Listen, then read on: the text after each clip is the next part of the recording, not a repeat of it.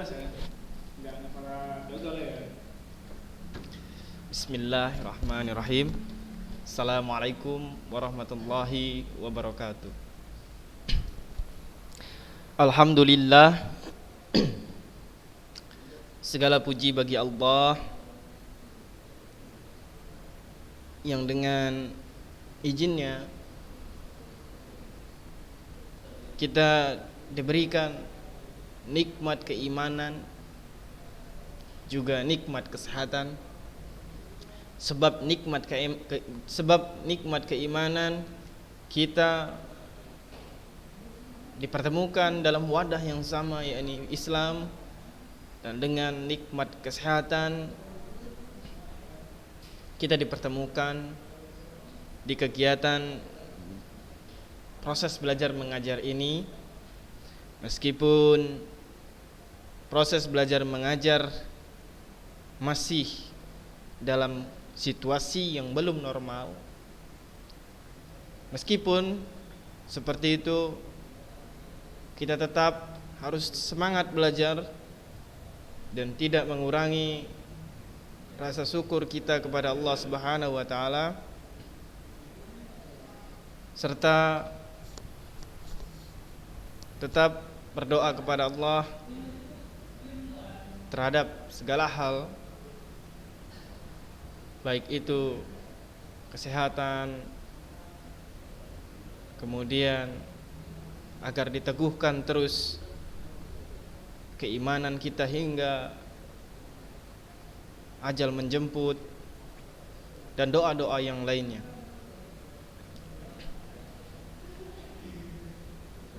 Salawat serta salam kita sampaikan kepada Nabi Muhammad sallallahu alaihi wasallam, keluarga, dan para sahabat yang dengannya, yang karena beliau kita dapat menikmati Islam dalam keadaan manis seperti saat ini, tidak seperti masa-masa perjuangan beliau dahulu, yaitu di masa-masa awal Islam. Pembahasan kali ini melanjutkan pembahasan kita sebelumnya, yakni berkenaan dengan eksplanasi. Pembahasan sebelumnya kita telah mengidentifikasi teks eksplanasi, atau dalam artian kita telah mengenal seperti apa teks eksplanasi itu secara umum. Maka di pembahasan kali ini kita akan menganalisis struktur dari teks eksplanasi tersebut. Ya, analisis struktur dari teks eksplanasi. Untuk menganalisis struktur teks eksplanasi, maka hal yang paling utama adalah dengan mengetahui struktur dari eksplanasi tersebut. Struktur dari teks eksplanasi ada 3 bagian. Bagian pertama adalah identifikasi fenomena. Apa itu identifikasi fenomena? Identifikasi fenomena adalah gambaran awal tentang fenomena yang hendak dibahas, atau mengenalkan fenomena. Jadi dalam artian identifikasi berarti mengenalkan, atau bisa juga orientasi. Artian yang lainnya itu orientasi. Jadi mengenalkan dari fenomena yang hendak dibahas. Kalau misalnya fenomena itu adalah banjir, maka kita harus mengenalkan banjir itu. Apabila fenomena itu tsunami, maka harus dikenalkan terlebih dahulu tsunami itu. Dan apabila fenomena itu gunung berapi yang meletus, kemudian pelangi, fenomena hujan, maka di dalam identifikasi fenomena ini kita harus mengenalkan objek-objek dari fenomena yang terjadi tersebut. kira-kira gambaran umumnya lah, mengenalkan gambaran umumnya. Seperti kita belajar bahasa Indonesia ini, kita tidak langsung membahas bagaimana menganalisis kebahasaan dan struktur serta menulis teks eksplanasi. Tentunya mengenal eksplanasi itu dulu. Nah, ini poinnya.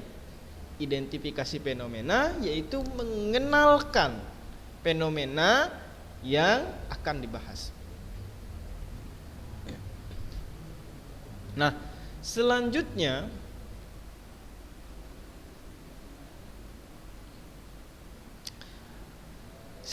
ada rangkaian kejadian. Di rangkaian kejadian itu terdapat rincian proses kejadian yang relevan dengan fenomena yang diterangkan pada bagian sebelumnya. Ya. Rangkaian kejadian ini merupakan rincian atau proses kejadian dari fenomena yang ada di sini, yang ada di identifikasi. Misalnya fenomena banjir, maka rangkaian atau proses kejadian, rangkaian kejadiannya disinilah dijabarkan di bagian ini. Baik itu sebab, akibat, sebab dari banjir itu, akibat banjir itu dijelaskan di rangkaian kejadian. Nah, rangkaian kejadian ini juga berkaitan dengan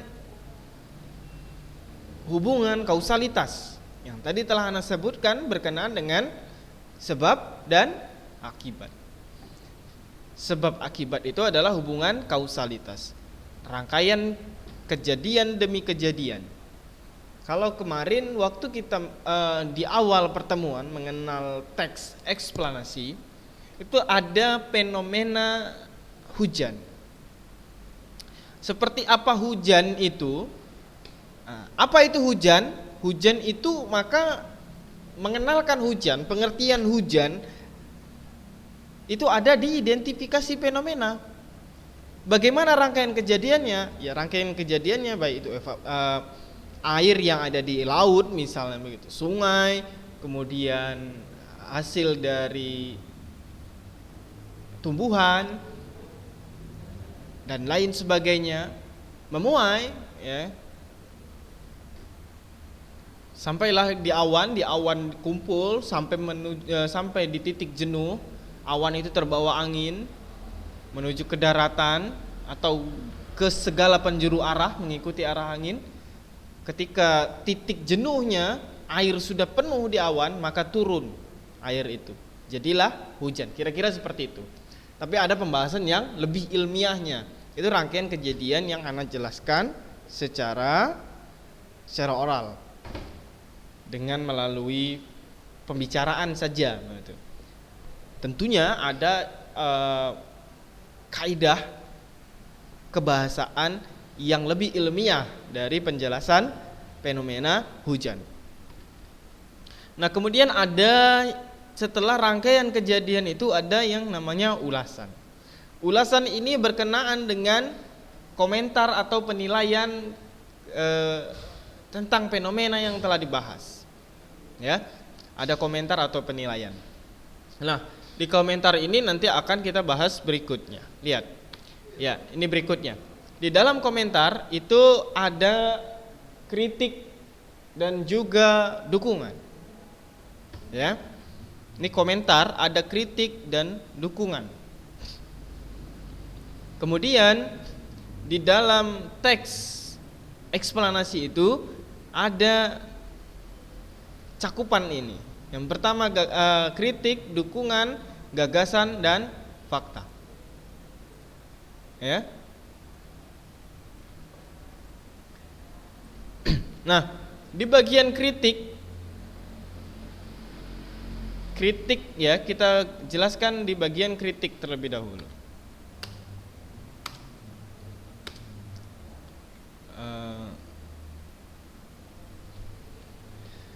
Berarti kritik ini sifatnya agak lebih keras, bentuknya biasanya penolakan. Ya, biasanya bentuknya penolakan.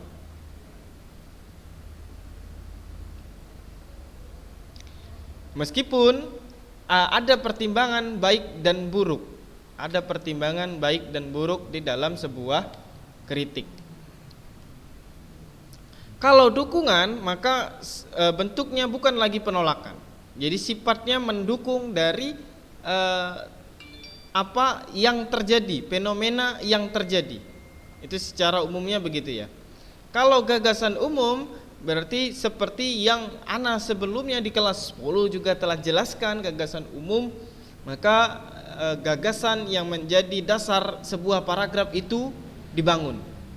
Dan fakta tentunya adalah kejadian yang benar-benar terjadi. Ya.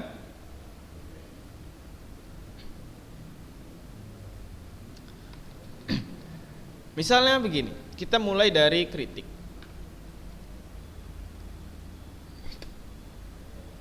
Kita mulai dari kritik.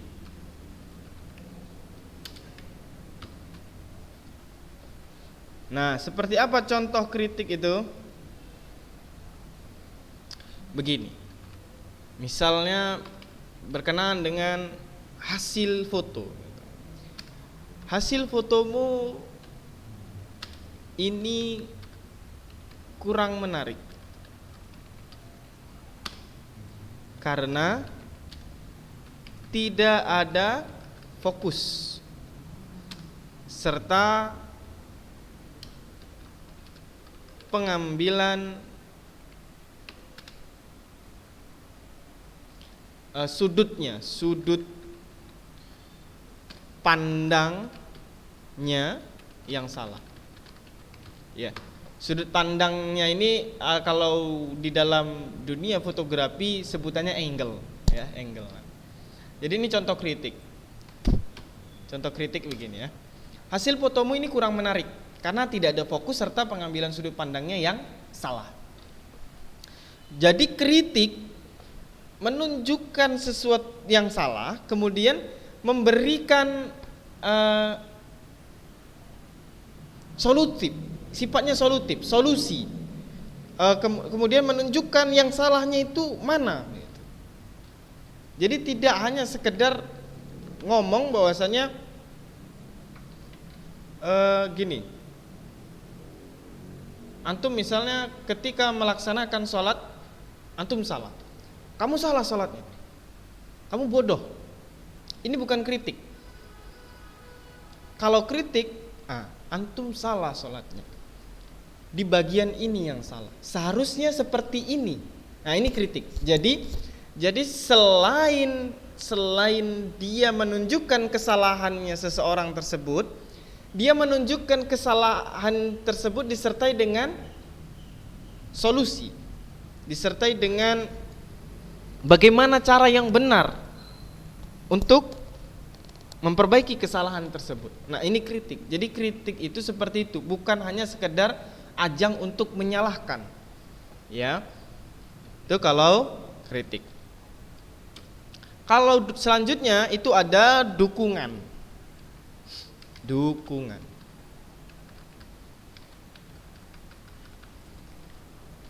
Dukungan ini paling mudah. Misalnya hal yang disampaikan tersebut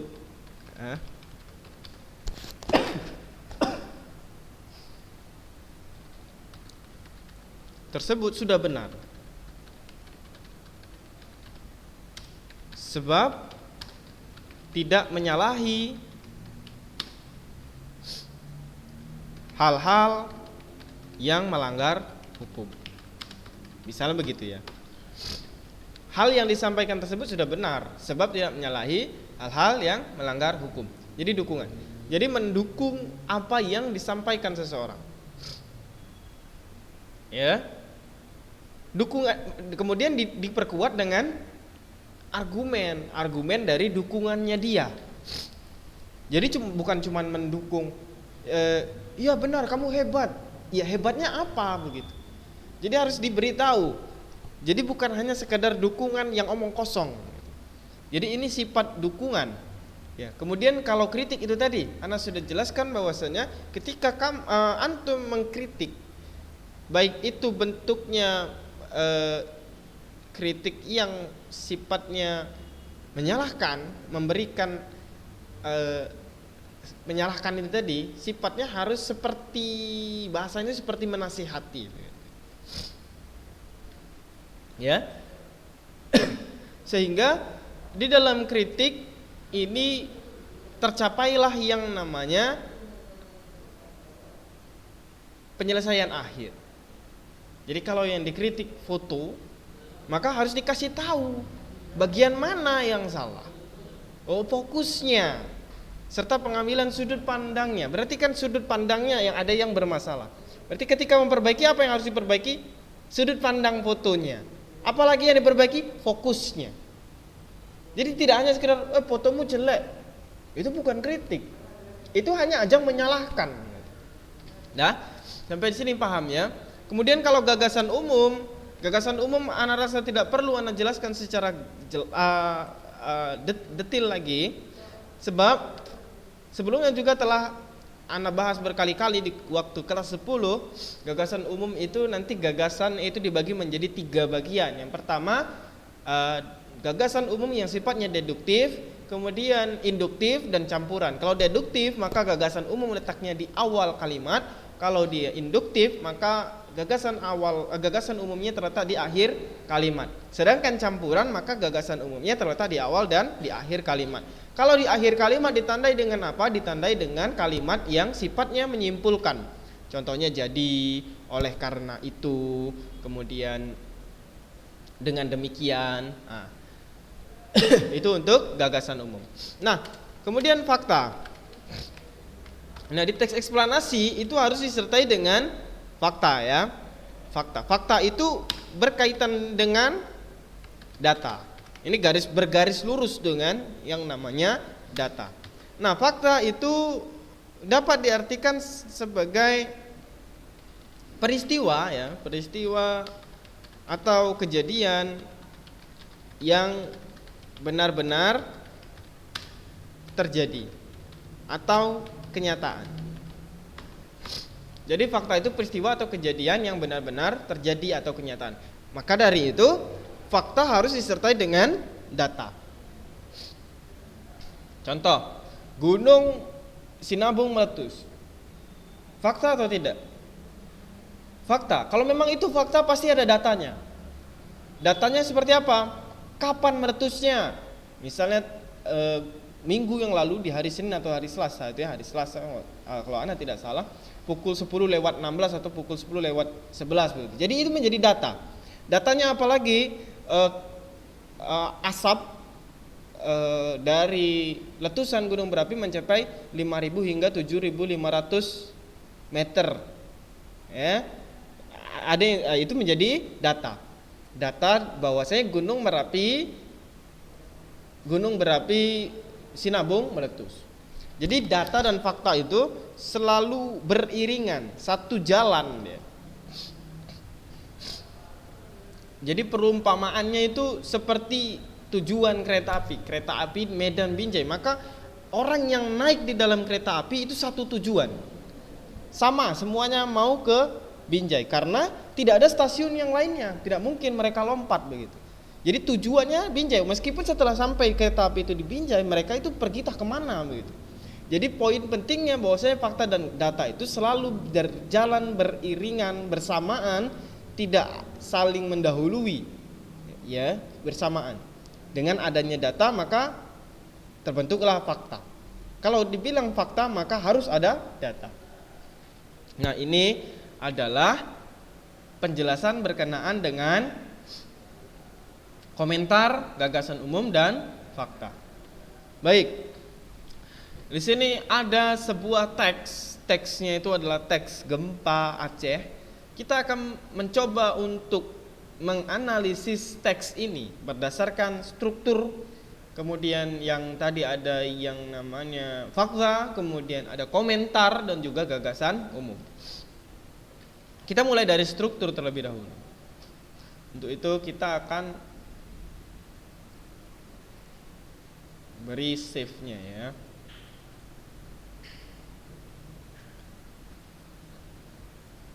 Nah, save offline-nya Kita buat 3, buat biru saja.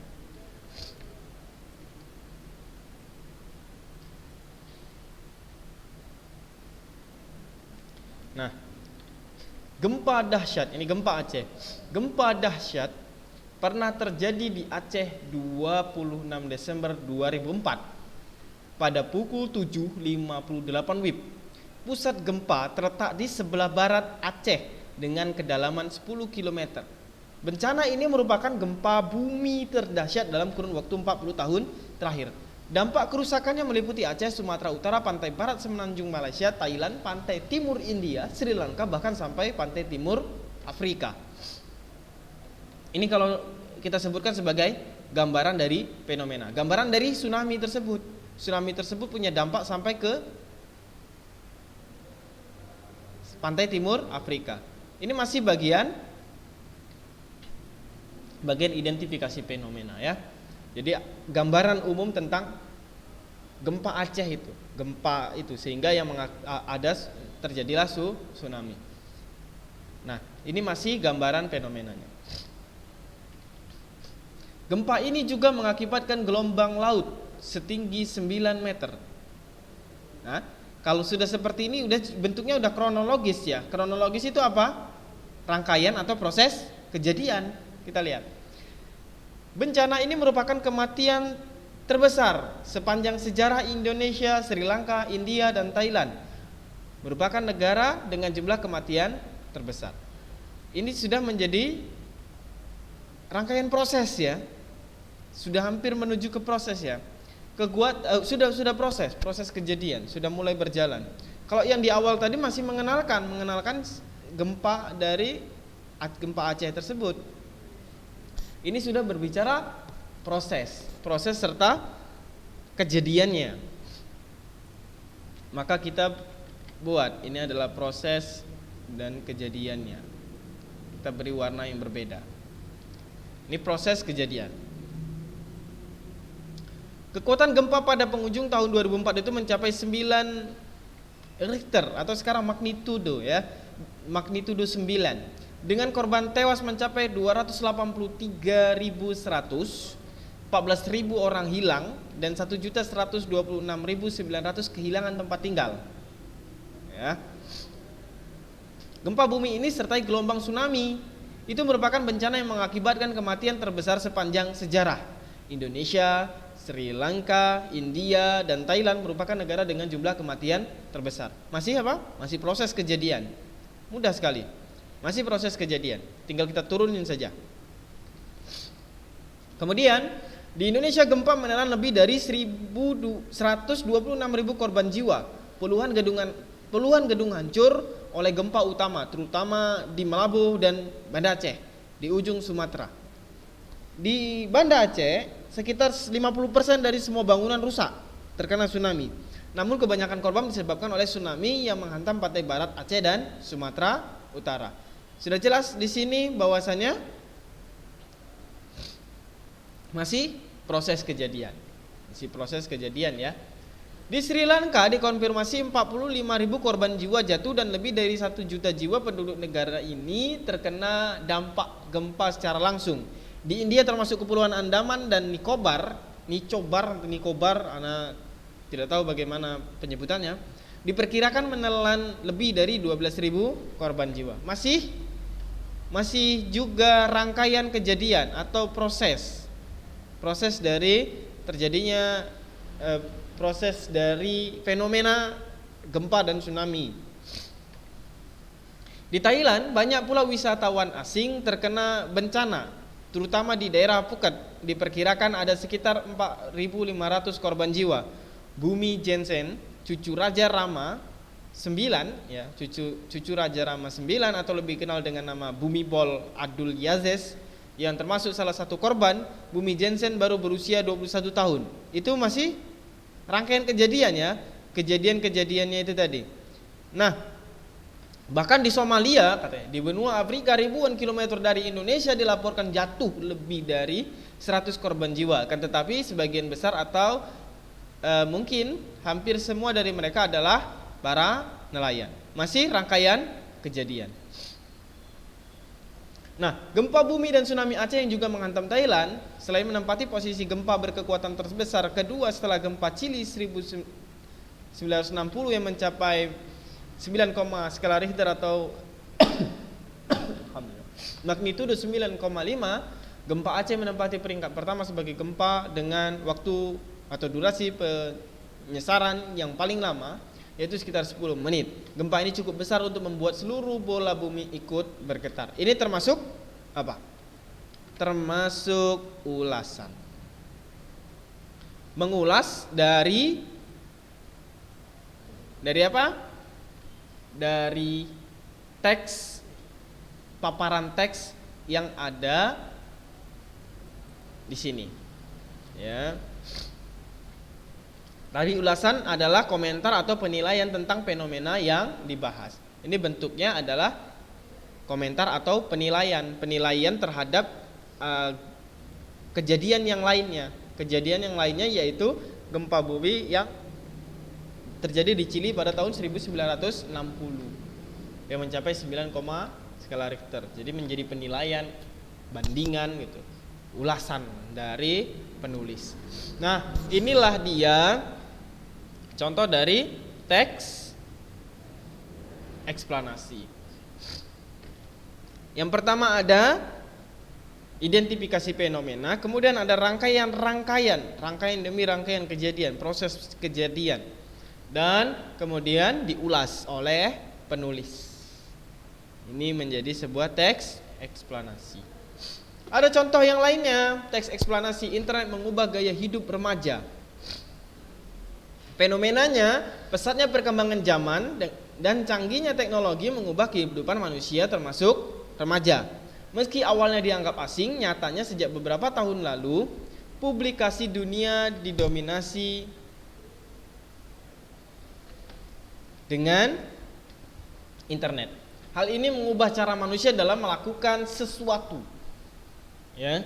Pada tahun 2016, Ericsson Consumer Lab memaparkan hasil survei dari 68 juta warga perkotaan berusia 16 sampai dengan 69 tahun. Data tersebut merilis adanya kecenderungan yang menunjukkan semakin banyak pengguna yang belajar cara menggunakan internet dan mempengaruhi hal yang terjadi di sekitar mereka.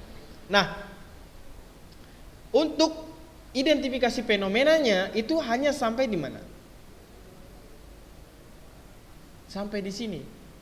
Di dalam melakukan sesuatu. Proses kejadian sudah dimulai pada tahun 2016 ini. Nih, sudah dimulai. Nah, kemudian dilanjutkan juga dengan salah satu kalangan yang terpapar internet secara masif adalah remaja. Hal yang menyebabkan remaja berubah gaya hidupnya yaitu karena rasa ingin tahu yang tinggi dan kecepatan beradaptasi mereka terhadap hal yang baru.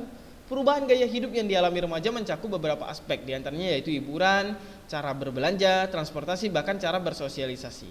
Semua hal tersebut dapat menimbulkan dampak negatif, antara lain yaitu kecanduan main game online atau permainan daring, kurangnya bersosialisasi, perilaku konsumtif, kejahatan di dunia maya, terganggunya perkembangan emosi, dan menurunnya minat belajar. Dengan adanya serangkaian dampak daftar negatif yang mengintai remaja, diperlukan partisipasi semua pihak, mulai dari orang tua, pihak sekolah, bahkan pemerintah untuk ikut mengedukasi remaja tentang internet. Nah, kalau kita identifikasi dengan benar, kita akan melihat bahwasanya tesisnya itu ini dia. Ini tesisnya. Sampai di sesuatu ini saja. Kemudian mana dia rangkaian kejadiannya? Rangkaian kejadian itu kejadian yang merupakan proses. Nah, sampai di sini menurunkan minat belajar. Nah, kemudian ulasannya ada di sini, ya. Ulasannya terletak di sini, ya. Nah, ulasannya berupa penilaian, kemudian yang sifatnya itu komentar atau kritik terhadap kejadian yang ada.